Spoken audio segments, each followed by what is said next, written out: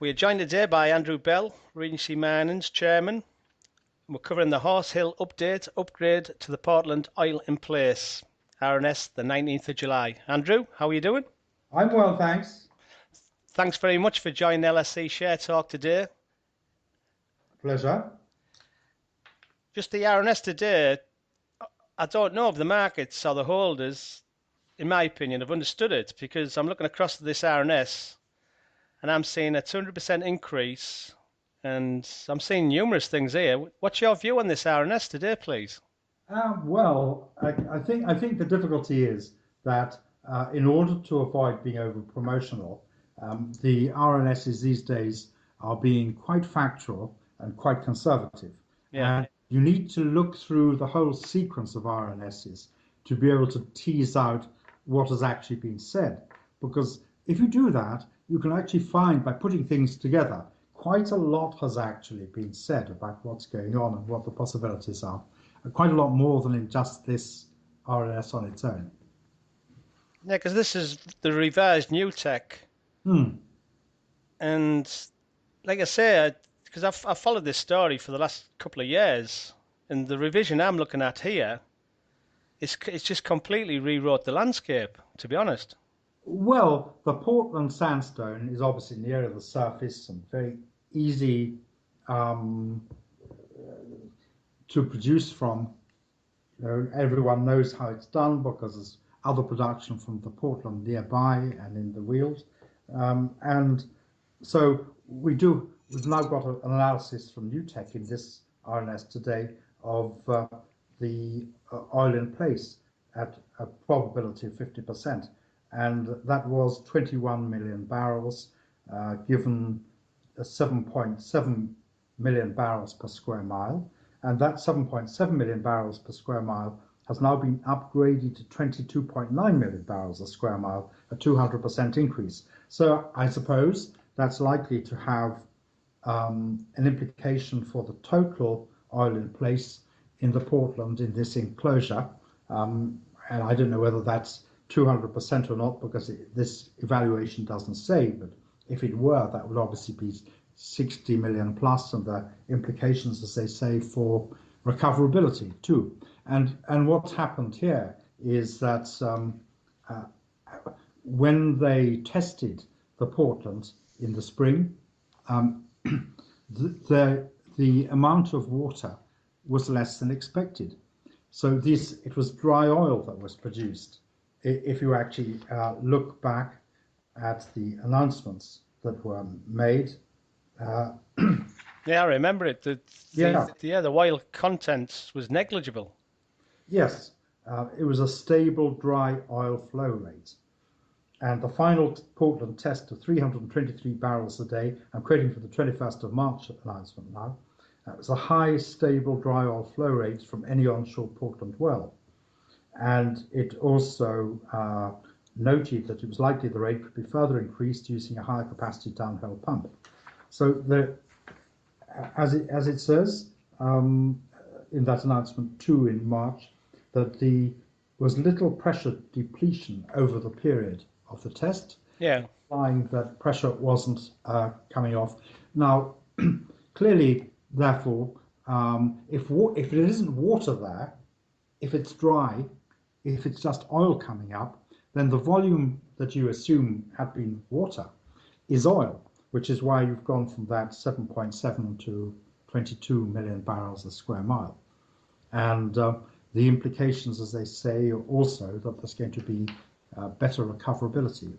So, I mean, let's look also at the other horizons, because those other horizons had potentially, according to the Nutech and Zola's reports, a lot more oil in place. And let's see, whether we can make any assumptions about them. And you look back at the announcements and you see that this thing where the fact that you've got dry oil flow, therefore there's more space for the oil because it's not being taken up by water, that also seems to have been applying to the Kimmeridge horizons as well. And that's not mentioned in today's announcement, but you look back and it is there. So we have, as we know, um, the Upper Portland sandstone with a 200% increase in the oil that's thought to be in place per square mile. But that March announcement also said that reservoir engineering analyses by Nutech and Zodis were underway, would likely result in an estimation of potential recoverable volumes. Results of these studies will be reported shortly. Well, that was March, and this is July, and that was going to be over all 3 test zones. Yeah, I think that's going to be the difference now, because like you say, if you go back to March, the Portland test flowed at a constrained stable dry oil rate, 323 barrels. Yeah. But now what you're looking at now is you're looking at the Kimmeridge limestone zones now. So the first foot has dropped, but the second foot has to drop, and we know those studies are being carried out. So what can we say about that's analogous about those Kimmeridge horizons? Well, that 21st of March announcement pointed out that the stable natural dry oil flow rate of 464 barrels a day from the lower Kimmeridge limestone was the first ever flow from this rock unit into Wales and onshore UK, and that the 901 barrels a day from the upper Kimmeridge zone was likely the highest stable natural dry oil flow rate from a single reservoir in any UK onshore new field wildcat discovery well. So those were dry oil flow rates. And you go back to the first announcement on the 16th of February by UCOG,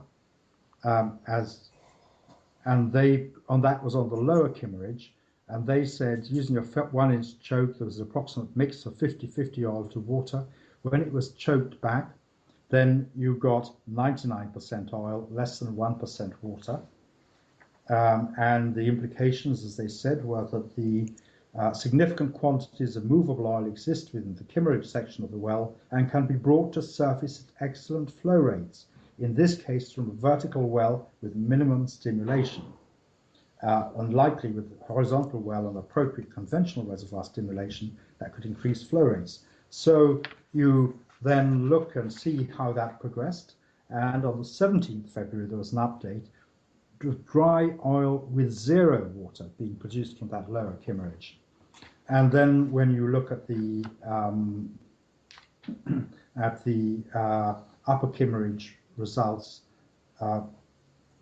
you have flow, this is 1st of March, flow of dry oil at sort of over 900 barrels per day for a period there.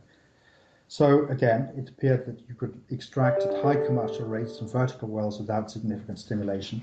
But these were wells that, like the Portland, were not producing a lot of water. So to what extent did the old estimates of oil in place, which is what we're still working on for the Kimmeridge and are still repeated in the July report, to what extent is the same thing that's just happened to the Portland estimates of oil in place about to happen to the Kimmeridge when we get those reports? That's what's going to be interesting. We know that these Nutech and Zodis studies are coming. There must be some implication from the fact that you've got dry oil flows. We've seen what the effect of that was for the Portland. It's going to be extremely interesting to see what the effect is on the much larger oil in place estimates for the Kimmeridgian and what implications that has for natural flow, for flow under stimulation, for recoverability. And I think it's potentially very significant. I think it's definitely changed now. Excuse me. It's definitely changed because looking at the Kimmeridge, the limestone zones, obviously you've still got to explore them. And in the RNS, it says you will be seeking permission to conduct a program consisting of production flow tests of the 3 Kimmeridge limestone zones, plus the overlying Portland over a total flow period of up to 360 days. Yeah. So it sounds like it's really moving forward, this. Yeah, you see, what I've been saying, Yeah. I have gone 1 inch beyond what's already in announcements that have happened. And what I'm saying is that there was clearly a surprise. It was astonishing. It was fantastically good. But from the Kimmeridge horizons as well, you were getting natural flow, and you were getting dry oil flow. So again, you have this phenomenon. Well, if there's not as much water there as you expected, that means that space can be occupied by something else. In other words, oil. Yeah. So what's going to be the result when we get the results from the Nutech, and so just covering those Kimmeridge horizons, not just the Portland, and when we get, as we've been led to expect, estimate of potential recoverable volumes, not just oil in place, and it looks like all the probabilities are on the upside. In other words, there's likely to be upward adjustment of what's been announced so far. So I thought today's announcement, RNS, was actually incredibly significant. It's underplayed because that's a conservative thing to do, and it's technical, but to some extent, because you're dealing with a lot of small investors and things, I think they do need a guide, and so the only guide that I would give them is look back through the previous announcements. There is a quite clear narrative thread running through the sequence of announcements, and you don't have to be an oil expert to be able to tell what the message is. Yeah, it's like a jigsaw. You can see it going all the way down, and even to pick up on today's RNS. Yes. Obviously, the interesting thing to the investors will be the applications will seek permission. So obviously, depend on when Horse Hill is given permission to further explore the Kimmeridge limestone zones. Step. In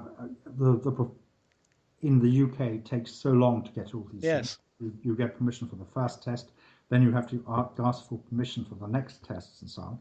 It's a really cumbersome procedure. It takes time and costs money and is inefficient. I agree. You have to have security and so on the whole of that time when you're going through the bureaucratic process. It's not exactly like Texas, but of course we're dealing with a highly populated part of the world, and with a part of the world that has not got a well-established onshore oil industry. It's all rather sort of one-off. But I mean, what's clear is that management expectations are probably quite high, that management so far has been pleasantly surprised and led to be optimistic by the results that have come. It is still possible that when the technical studies come back, they will not be as good as the high expectations, but at the moment you could say that it's all to play for, and the stock market is a place where you go, and if you're investing in companies like these, you're doing it because of the potential upside. And presumably you're spreading your risks among a few investments. And to me, this is still one hell of a play. When I last spoke to Steve Sanderson at UCOG, he was very upbeat about the future. I spoke to him at the Masters. Oh, good. Yeah, and he's looking. Well, he said it on the interview actually. He says where we are now, you come back in a year, 2 years time, and you'll see what kind of beast we have then. But I'm just even plus you're going to do 2 further appraisal development wells. And the thing that stuck out a mile to me today was the acquisition of 3D seismic data.